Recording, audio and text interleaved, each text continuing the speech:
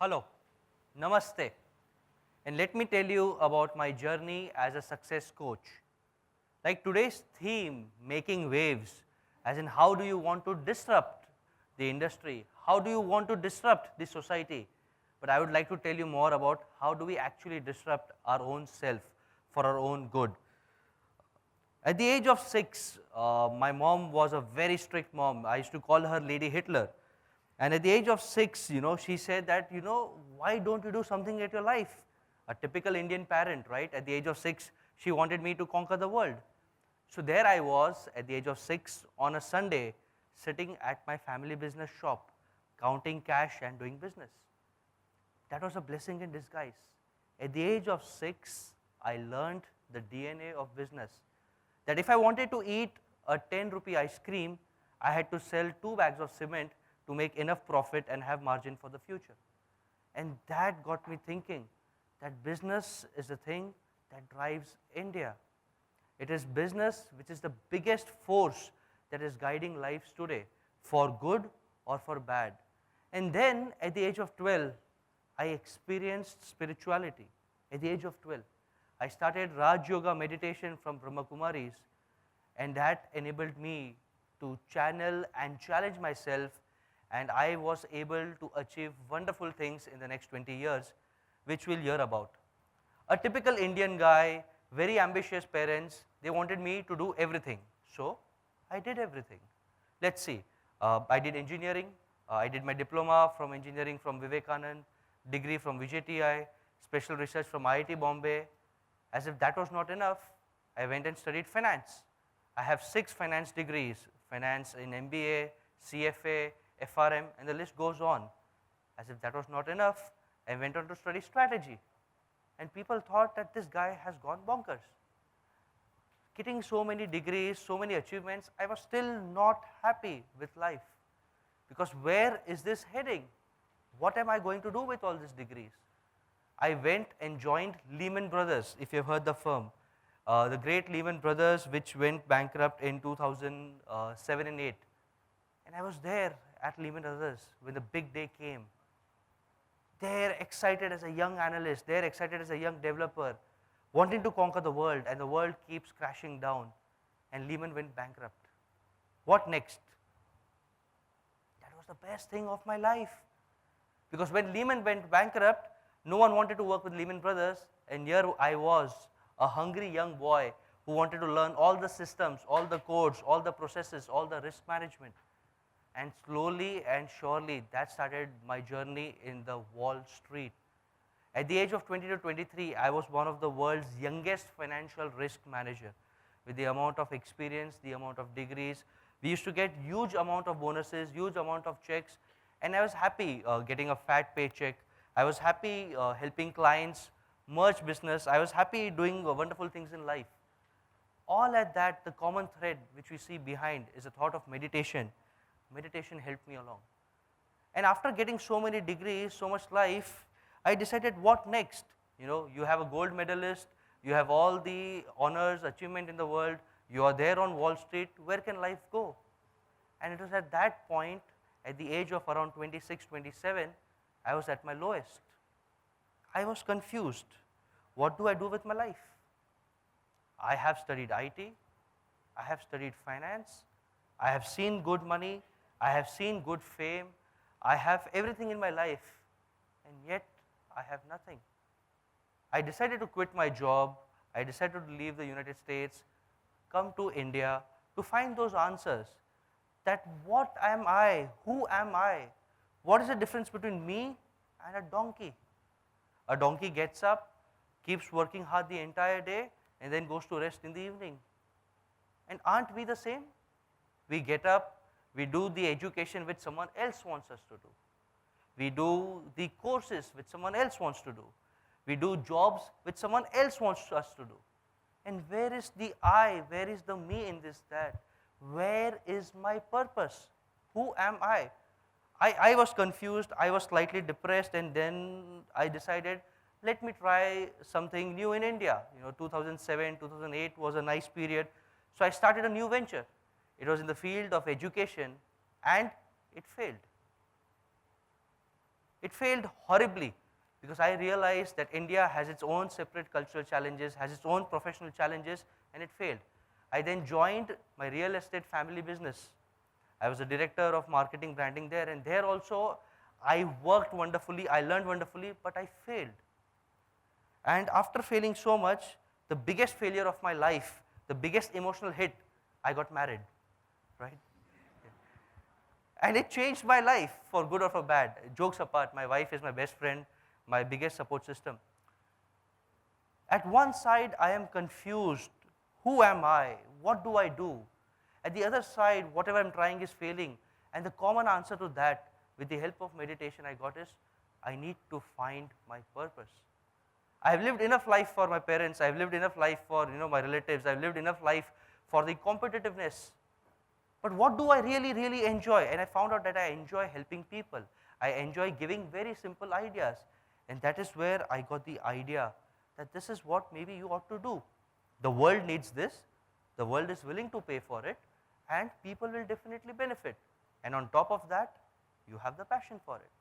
So on February 1st, 2014, approximately 3 years ago, I started this venture called as 39 Solutions, where we used to train, teach people.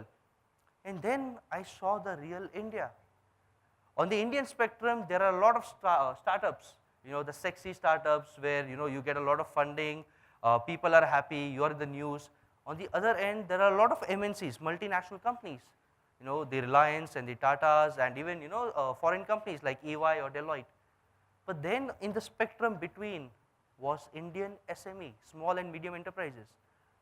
They contribute to 40 to 50% of India's GDP. They employ more than 50% of India's labor force, skilled and unskilled both. And yet this lot was the most neglected lot. They never had the experience, they never had the exposure, they never had the challenge of how do we go about stuff. I'll give you a couple of examples. One example is a small mithai wala. All his life he has just made sweets. He doesn't have the vision that he can also become a brand. He doesn't have a vision that he can also become a big corporate giant, employ 10,000 people.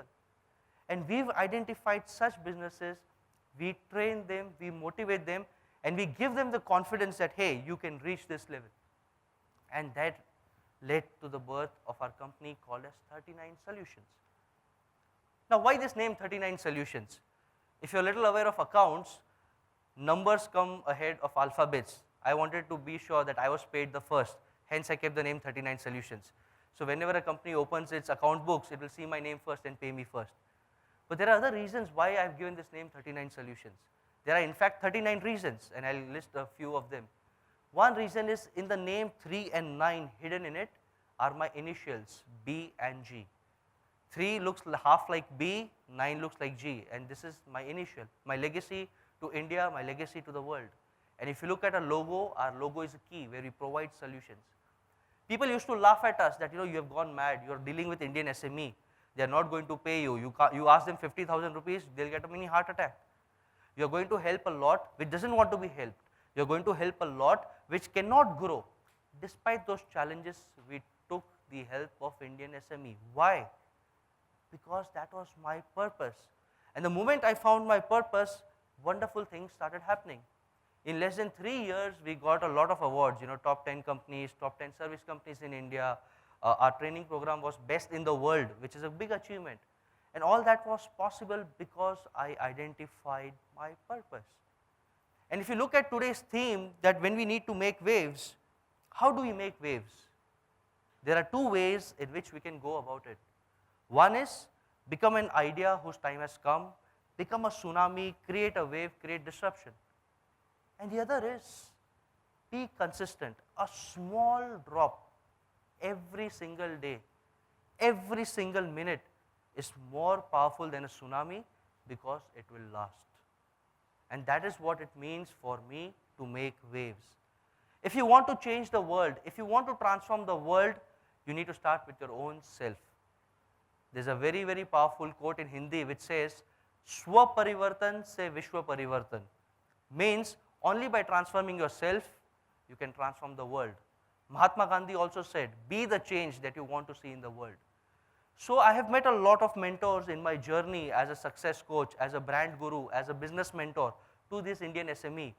We aim to enable 1 million people, and we have seen businesses, some businesses whose turnover is less than a million, some businesses whose turnover is more than $1 billion. And across these people, I have identified that all the people who were successful in the field had some common factors.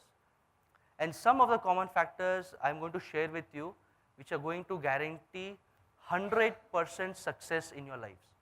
Okay, 100% success. Whether you are a professional, a student, a businessman, but some of the tips that we have gathered over our survey, over our journey, over our experience. And the first tip to making a wave within your own self is please have a support system and a mentor. You are not a superhero. I am not a superhero. Superheroes do not exist in real world. They seldom do. A superhero can only be made by teamwork. Who are your mentors? Who are the people that you look forward to? Who are the people that you look up to? Who are the people who can push and challenge you? I am lucky that I have 5 to 6 mentors who can really, really challenge me, push me, be strict with me, and they guide me and motivate me. Without having a support system, without having a group of friends, a group of professionals, a group of business friends, a group of people whom you can trust and rely with whom you can have fun, with whom you can share your problems, with whom you can come together and make a change in the world. You need a support system. It is my sincere urge that even if you're a student, it's the right time to go and find a mentor, someone who inspires you, someone who can challenge you.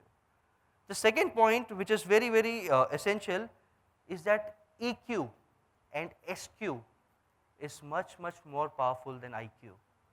This is a shocking reality from a guy who has 11 degrees, who spent almost 1/3 of his life in academic and knowledge thirst, and realized that IQ is super important. But in today's world where mark sheets, where comparison, where salary sheets, balance sheets, and bank balance defines you, what is even more important is your ability to emotionally connect with people. I'll give an example. Can you imagine a lady who's weighing around 40 kilos? Will she ever be able to pick a car? Will she be able to lift a car? Most likely not. But if you YouTube that, you will find a lady worth 40 kilos. She's able to lift a car because her small son is trapped under it. And that is the power of EQ.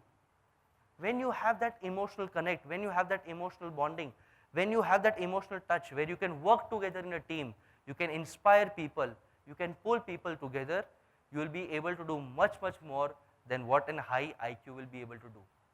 High IQ may lead you to cutthroat competition, high EQ will lead to winning together.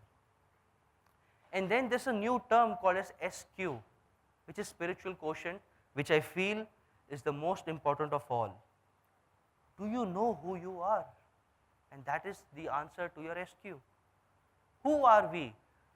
Some believe we are souls, some believe we are energy, some believe we are part of a cosmos or nature. Doesn't matter, you need to find your answer. That who are you and what is your purpose? The day you do that, the second you do that, you get meaning to your life and you will be able to grow 100x in whatever you want to achieve, and you will be able to make waves.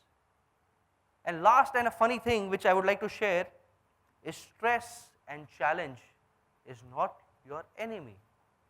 Stress and challenge, if taken in the right spirit, if matching with your passion, is your friend. You've got to try to grow every single day of your life. You, me, Bill Gates, Dhirubhai Ambani, everyone had the same thing, the same 24 hours in a day. The real success comes on how do you manage to remove an extra hour within that 24 hours, and how do you create that impact. Let's look at our life. As a student, we utilize a lot of time in entertainment, we utilize a lot of time in studies. But the real X factor guys and girls are those who can remove the 1 hour and do something extra. Go and learn hacking, go and learn robotics, go and learn artificial intelligence. Read a book, write a poem. Doesn't matter. There are times when you do not know what is beneath you, unless and until you challenge yourself. Please do not go in a comfort zone. Please come out of the comfort zone. With this, I'll come to the end of my speech and share some statistics on where Indian businesses are going. Indian SME is still a neglected lot. 40% of Indian SME are expected to die by 2020. And you know what is the major reason for that? It is the comfort zone factor. Industries are changing, artificial intelligence, 3D printing, industries are changing, technologies are changing, skills are changing, but our Indian businesses, our traditional family businesses are not open to change because they are in comfort zone. And therefore, I invite you to be a part of our journey, to be part of 39 Solutions journey and come and help us transform 1 million lives. And the best way to do that is let's start by making waves within our own selves, within our own memories. I'll just recap the 4 points that you need to do to ensure success. Step number 1 is change needs to be incremental. You don't need to achieve big change, but you need to achieve positive change, positive growth every single day of your life. Step 2, please invest emotional time, please invest spiritual time.